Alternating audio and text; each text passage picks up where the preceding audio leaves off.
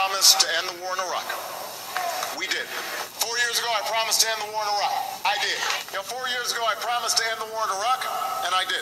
I told you we'd end the war in Iraq. We did. I said we'd end the Iraq war. We did. I told you I'd end the war in Iraq, and we did. I ended the war in Iraq as I promised. In 2008, I promised we'd end the war in Iraq.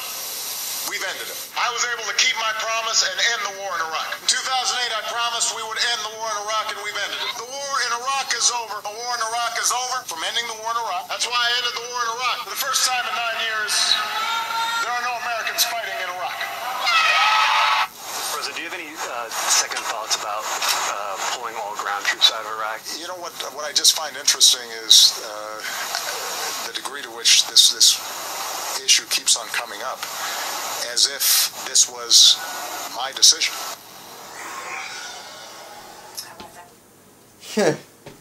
You know what I find interesting, Mr. President? How easily you lie to America.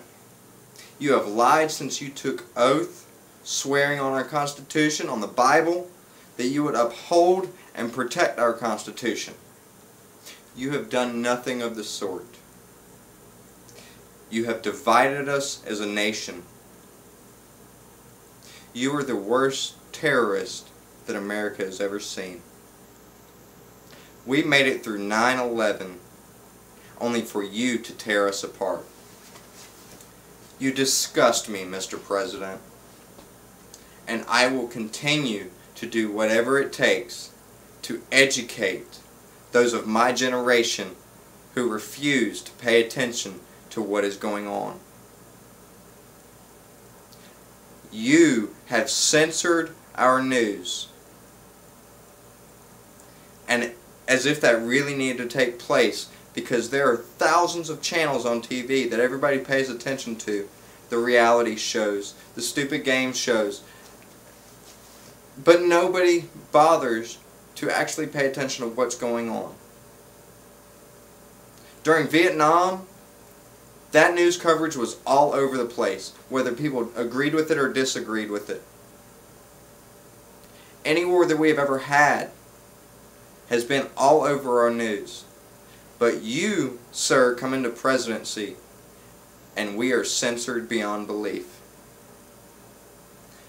You are the most unpatriotic president. You are the most disgraceful president. You disgust me, sir. You have lied time and time again, and it is time for you to step down.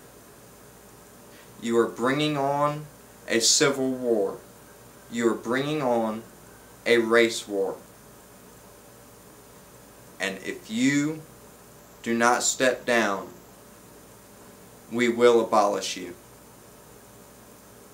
I'm going to quote Samuel Adams, the father of the American Revolution. It does not take a majority to prevail, but rather a irate, and tireless minority, keen on setting brush fires of freedom in the minds of men. And that is what I am trying to do for my generation. We need to wake up, America. My generation needs to wake up and take action against your tyranny. I'm tired of watching so many people sit idly by and act like, oh, it's not my responsibility. Oh, it'll just fix itself. Well, guess what, people? It's not going to just fix itself. If it was going to fix itself, then why would our president order the Homeland Security to purchase in a 10-month time frame 1.6 billion with a B, 1.6 billions in ammunitions? That's enough for 10 shots per American. Tell me his actions are not predictable. He knew exactly what he was doing. He is trying to divide these 50 states. He is trying to subject us to his tyranny. And he is succeeding. but the minority will prevail, as they did before. Because we have the power as citizens in this United States. We have the power to unite these 50 states, to stand up for what is right, and take back our country. It is time to impeach Obama, or it is time for him to be a man for one time and step down from his presidency. He has disgraced America to the world. He has bowed down before other leaders. He has, for the first time in U.S. history, negotiated with terrorists. He negotiated with terrorists over a soldier who abandoned his duties, who ran in a time of war, which, when you do that, and all soldiers, all retired military, everybody knows this,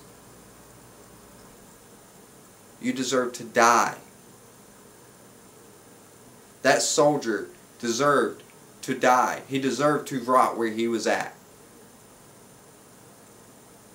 He knew that when he took oath.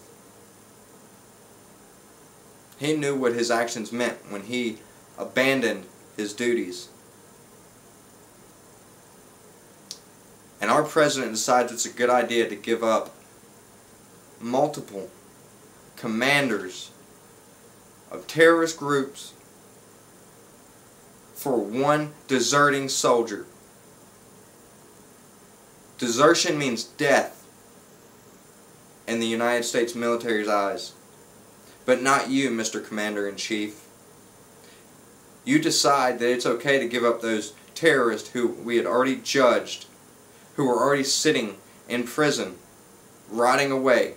You decide to give them up, some of those deadly terrorists in U.S. history, for one deserting soldier. That is unlawful, Mr. President, and that alone you should be impeached for. Because the United States does not negotiate with terrorists. And the United States will not negotiate with you any longer, Mr. President. This civil war is coming. You have brought it to this nation. You failed us. You lied to us. Your reign of tyranny will soon come to an end. I am Michael McKenzie, and I am a patriot. I live in Columbia, South Carolina, and I am not afraid of you, Mr. President. God bless America. God bless us all. And may our freedom continue. May our freedom forever ring. God bless these 50 states. Unite once again against terrorists, just like we did in 9/11. Thank you.